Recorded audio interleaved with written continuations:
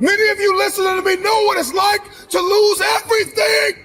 You know what it's like to hit rock bottom. You know what it's like not to be supported. You know what it's like to be lied on. You know what it's like to experience emotional, relational, and psychological trauma. And it changes you because you don't know what you are made of until you have gone through something. Don't let the outside interference stop your growth.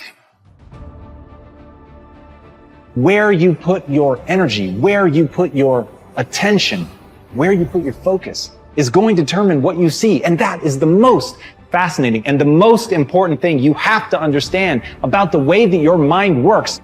It's called the reticular activating system. Your mind is literally designed to pay attention to the things that you notice.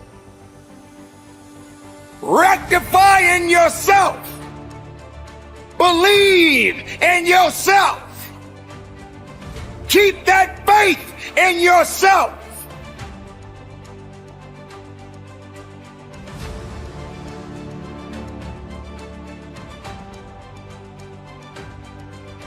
We are all under the law of our own consciousness, our own thoughts, and only we attract specific experiences to us by the way we think. When you change your thinking process, then everything in your life will also change. You will be amazed and delighted to see how people, places, things, and circumstances can change. Blame is just another negative affirmation, and you do not want to waste your precious thoughts on it. Instead, learn to turn your negative affirmations around into positive ones. When you first begin to make the changeover and really pay attention to your thoughts, you will be horrified to realize how negative much of your thinking has been. So when you catch a negative thought, just think to yourself, this is an old thought, I no longer choose to think that way. Then find a positive thought to substitute for it as quickly as you can. Remember, you want to feel good as much as possible. Thoughts of bitterness, resentment, blame, and guilt make you feel miserable. And that is a habit you really want to release. Another barrier to having positive affirmations work is feeling not good enough, that you don't deserve to have good in your life. If that is your issue, then you could begin with the section on self-esteem.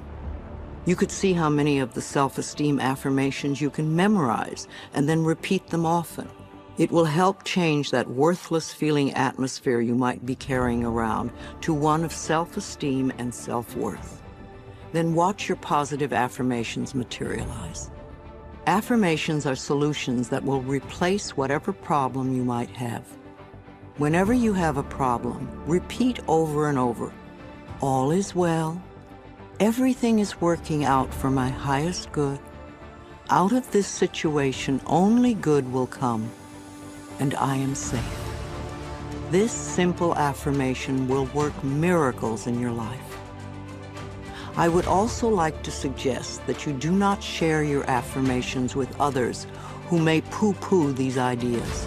When you are just getting started, it is best to keep your thinking to yourself until you have achieved your desired results. Then friends will say, oh, your life is changing so much, you're so different, what have you been doing? And then you can explain. Go over this section several times until you really get the principles and can live them. Also zero in on the sections that may have the most meaning to you and practice the affirmations. And remember to make up affirmations of your own. The first affirmations for you to use right now are, I can do it. I can feel good about myself.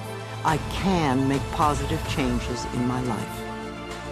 And you see, every time you try to go back, you can't do it. You can't do it. And the ingredients that make for a no-limit life are 5, in my opinion.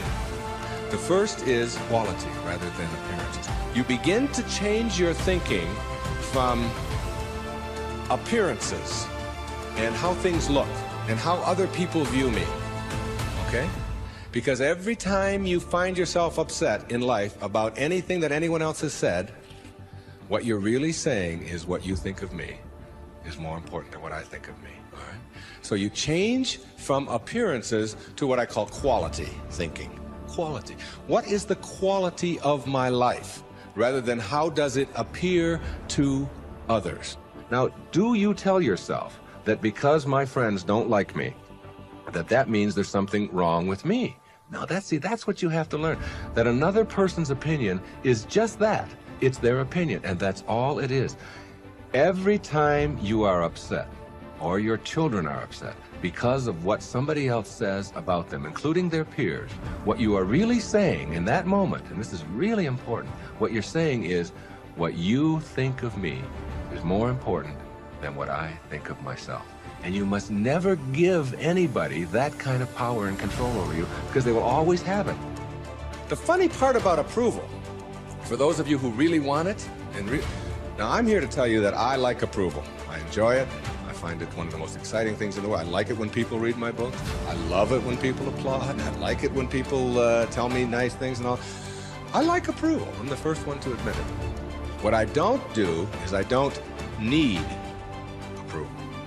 There's a big difference between wanting approval and needing approval.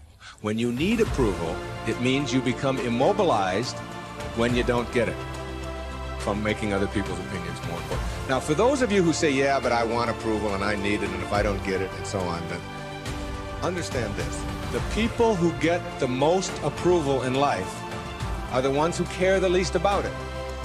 And the ones who get the least approval are the ones who are always going after it. So if you want approval in this paradoxical way that I'm talking about it, stop needing.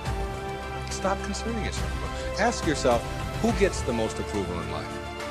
Think of the person that gets the most approval, and you'll see that that person couldn't care less what other people are thinking. They're so busy being, they don't have time to notice what their neighbors are doing. Thoreau said this, he said, if you advance confidently in the direction of your own dream and endeavor to live the life which you have imagined, you will meet with a success unexpected in common hours. What that means is that success is not something that you can get in life. Success is an inner process. Success is something that you bring to everything you do in your life. It isn't something you get out of what you do. And when you get that, and you learn how to get the junk out, and advance confidently, doing what makes the most amount of sense to you based on your inner signals and the one issue of morality, which is you never interfere with anybody else's right to do the same. Each person has their own right to advance confidently in the direction of their own dreams. And when you violate that, you're violating the principle of the universe, the essence of the universe, which is cooperation and harmony.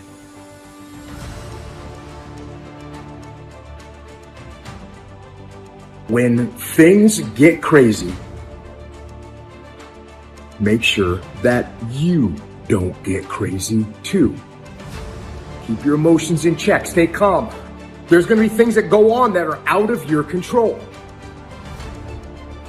The worst thing you can do is let something that's out of your control control you. Get control of yourself. Get control of your emotions. Don't get angry. Don't get frustrated. Instead, stay calm and figure out how to move forward. So you want to ask yourself, what story do you find yourself telling? Because the more you tell the story, the more active it is within you, and the more it becomes your point of attraction. And the more it finalizes, way too strong of a word, but the more it causes a belief to be powerful within you, and your powerful beliefs that are in opposition to your powerful desires are the only problem in the world that you ever have.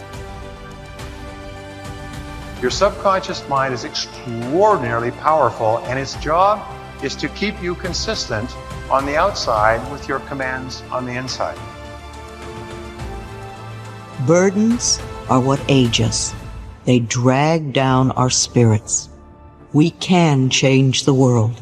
Just for a moment, close your eyes and connect with that part of yourself If each one of us would practice getting in touch with the treasures within us on a daily basis, we could literally change the world.